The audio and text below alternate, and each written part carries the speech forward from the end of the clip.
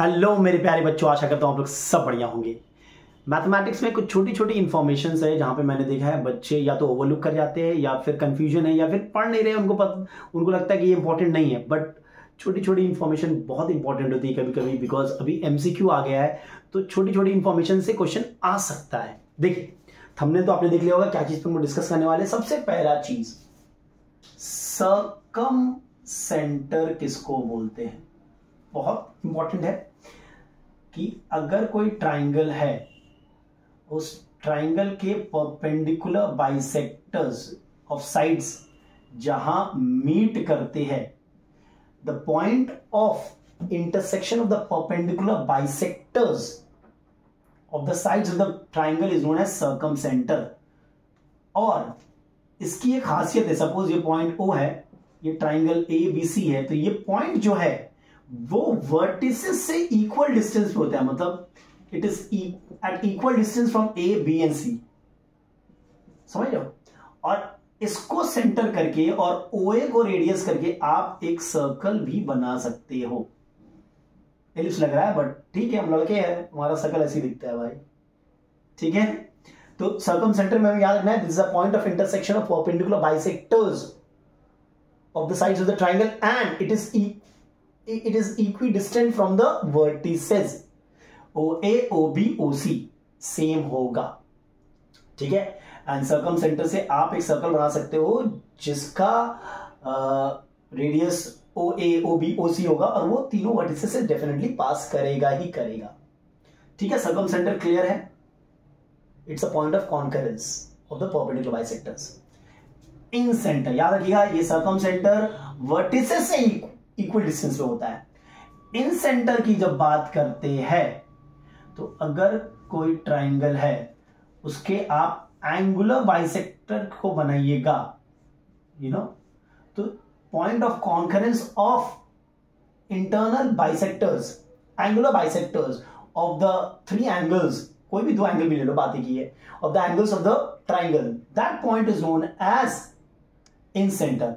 और ये पॉइंट जो है, सपोज I, ये तीनों साइड से इक्वी डिस्टेंट पे होता है। मतलब अगर I से एक परपेंडिकुलर गिराए हम लोग, सपोज BC पे IM मान लेते हैं और AC पे IP मान लेते हैं और AM पे IQ मान लेते हैं परपेंडिकुलर। ठीक है, तो IP equals to IQ equals to IM। ये इन सेंटर जो होता है that is at a equidistant from the three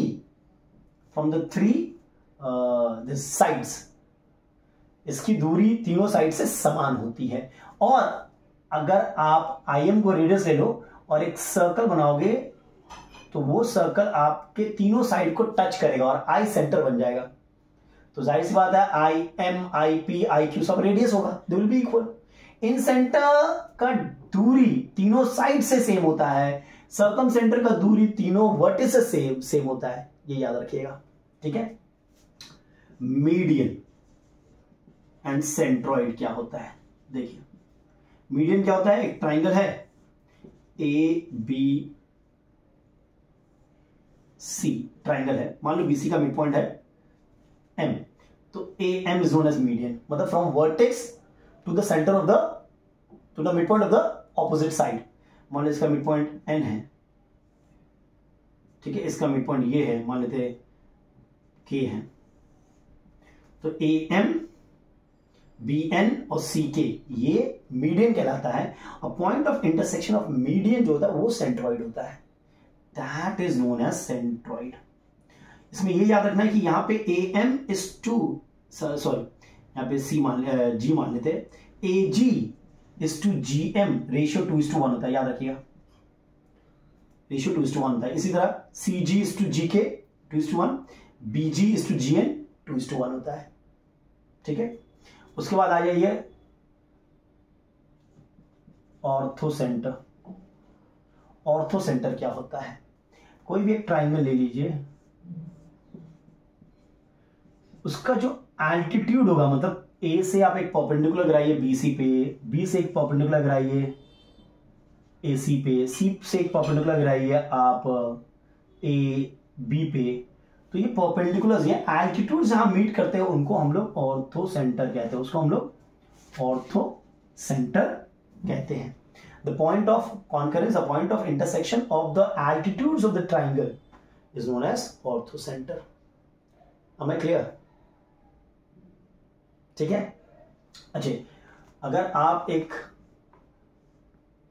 triangle ले लो, इक्विलैटरल ट्राइंगल, इक्विलैटरल ट्राइंगल, तो इसका circumcentre, incentre, orthocentre, centroid सब एक ही जगह लाई करेगा, एक ही पॉइंट लाई करेगा, सब एक ही पॉइंट पे लाई करेगा। क्लियर है? अगर इक्विलैटरल ट्राइंगल है तो ये तो हो गया हमारा circum centre, incentre, orthocentre, centroid के बारे में आपने देख लिया। याद रखिएगा सर्कम सेंटर जो होता है वो वर्टिसेस से इक्वल डिस्टेंस पे होता है, इन सेंटर जो होता है वो साइड से इक्वल डिस्टेंस पे होता है। अच्छा, आपने क्वाड्रेटिक में देखा होगा, क्वाड्रेटिक इक्वेशन में आंसर बोला जाता है give up to 2 decimal places, 2 decimal places या 3 डेसिमल प्लेसेस। उसमें मैं देखता हूं बच्चे लोग ना कभी कभी बहुत ही गंदा सा मिस्टेक करते हैं, बहुत सिली सा मिस्टेक करके मार्क्स लूज कर जाते हैं। देखिए, राउंडिंग ऑफ हमेशा होगा, याद रखिएगा। सपोज देखो आंसर आया 2.3164, give answer to 2 decimal places, तो 1 डेसिमल प्लेस, 2 डेसिमल प्लेस, तो आंसर कितने बच्चे 2.31 लिख देते? रॉन्ग, आंसर होगा 2.32, बिकॉज ये जो है ये 5 या 5 से बड़ा हो तो ये बढ़ जाएगा, तो इंक्रीज हो जाएगा। सिमिलरली सपोज 0.3224, अगेन 2 प्लेस, तो यही लेंगे हम लोग 0.32। राउंडिंग ऑफ हमेशा होगा, याद रखिएगा। ठीक है, डेसिमल प्लेसेस मतलब 1 2 3 4, इसको मत जोड़ना 1 2। मैं 3 डेसिमल प्लेसेस बोला, 2 डेसिमल प्लेसेस बोला, बच्चा लिख दिया 2.3, रॉन्ग। ये तो सिग्निफिकेंट फिगर्स हो गया, 2 सिग्निफिकेंट फिगर्स। सिग्निफिकेंट फिगर्स और डेसिमल प्लेसेस अलग है। डेसिमल प्लेसेस मतलब डेसिमल के बाद कितना प्लेस चाहिए, 2 प्लेस चाहिए, 2 प्लेस, राउंडिंग ऑफ होगा। यहाँ पे भी राउंडिंग ऑफ हो रहा था बट ये 2 है तो इंक्रीज नहीं होगा। क्लियर है? डेसिमल प्लेसेस पे ध्यान रखिएगा, रॉन्ग ना हो। हाँ, सिग्निफिकेंट फिगर का देखिए बच्चे, बहुत ही सिग्निफिकेंट फिगर्स। ठीक है, मैं एक एग्जांपल से समझाता हूं आपको। सपोज 502, 500 50.2, 5.02, 0.502 लिख लेते पहले, 0.0502, 0.05020, 502.6, मैंने इतने नंबर्स लिख दिए आपके। ठीक है, एक और लिख देते हैं 5200। सिग्निफिकेंट फिगर्स ध्यान से देखिएगा, यहाँ पे 1 2 3 सिग्निफिकेंट फिगर्स। यहाँ पे देखिएगा 1 2 3 सिग्निफिकेंट फिगर, मतलब 0 अगर बीच में आ रहा है तो वो सिग्निफिकेंट होगा ही होगा। 1 2 3 सिग्निफिकेंट फिगर्स। यहां देखो 1 2 3 सिग्निफिकेंट फिगर्स। यहां पे देखो ध्यान से 1 2 3 सिग्निफिकेंट फिगर्स हैं। 0 अगर आगे हो 0.0, अगर देखो यहां पे 1 होता तो ये सिग्निफिकेंट होता, 1 2 3 4 5 6 सिग्निफिकेंट फिगर्स होता, लेकिन आगे में कुछ नहीं है, 0 0 है तो ये सिग्निफिकेंट नहीं होगा। 0.0001, यहां पे 1 सिग्निफिकेंट फिगर्स है, ये 0 सिग्निफिकेंट नहीं है, समझ रहे हो? यहां पे देखो 1 2 3 4, ये 4 सिग्निफिकेंट फिगर्स हो गया, ये 0 सिग्निफिकेंट नहीं है। यहां पे बड़ा इंटरेस्टिंग है, देखो 1 2 3 पॉइंट के बाद अगर 0 आएगा तो ये सिग्निफिकेंट हो जाएगा। देखो 502 502.0, तुम बोलोगे सर ये दोनों तो सेम ही है, लेकिन ये 3 सिग्निफिकेंट फिगर्स है, ये 4 सिग्निफिकेंट फिगर्स है। मैंने पहले ही वीडियो बना दिया सिग्निफिकेंट फिगर्स का लास्ट ईयर, और तो वो प्लीज देख लेना, मैं आपको डिस्क्रिप्शन बॉक्स में दे दूंगा, पूरा क्लियरली एक्सप्लेन किया। यहाँ पे एक एग्जांपल से एक्सप्लेन कर रहा हूँ, वहां पे मैंने रूल्स भी लिखाया है। ठीक है, ये वाला देखो 1 2 3 4 सिग्निफिकेंट फिगर्स। सबसे इंपॉर्टेंट ये है, यहाँ पे सिर्फ 2 सिग्निफिकेंट फिगर है, देखना ध्यान से। ठीक है, देखिए समझिए बात को, 350 यहां पे 2 सिग्निफिकेंट है, 0.0 दे देगा, अब ये 4 सिग्निफिकेंट फिगर हो गया। मतलब डेसिमल ना हो और लास्ट में जीरोस हो तो वो सिग्निफिकेंट नहीं होते हैं। डेसिमल हो और शुरुआत में सिर्फ 0 0 वो सिग्निफिकेंट नहीं होते हैं। समझ लो। और डेसिमल के बाद 0 हो, वो सिग्निफिकेंट होगा ही होगा, कहीं पर भी हो वो होगा ही होगा।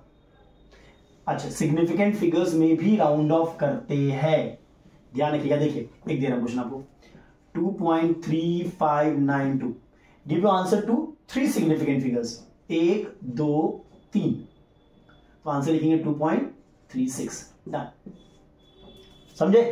राउंडिंग ऑफ होगा ही होगा। अब देखिएगा 0.0345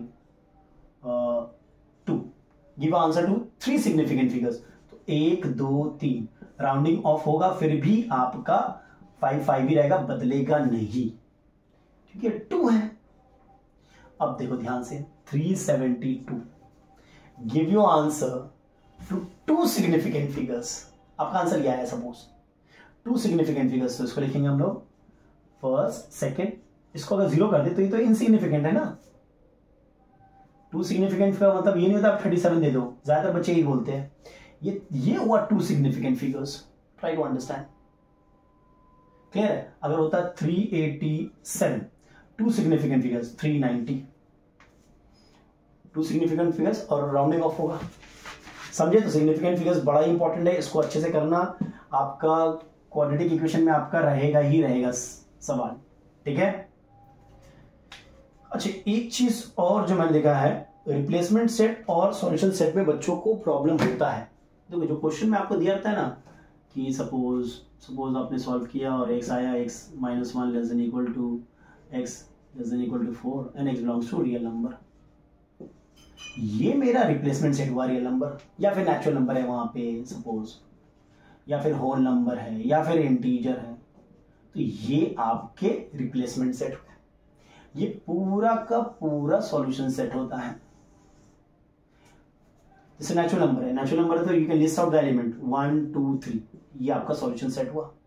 रिप्लेसमेंट सेट ये है। होल नंबर है तो 0 1 2 3, इंटीजर है तो देखो ध्यान से -1 0 1 2 3।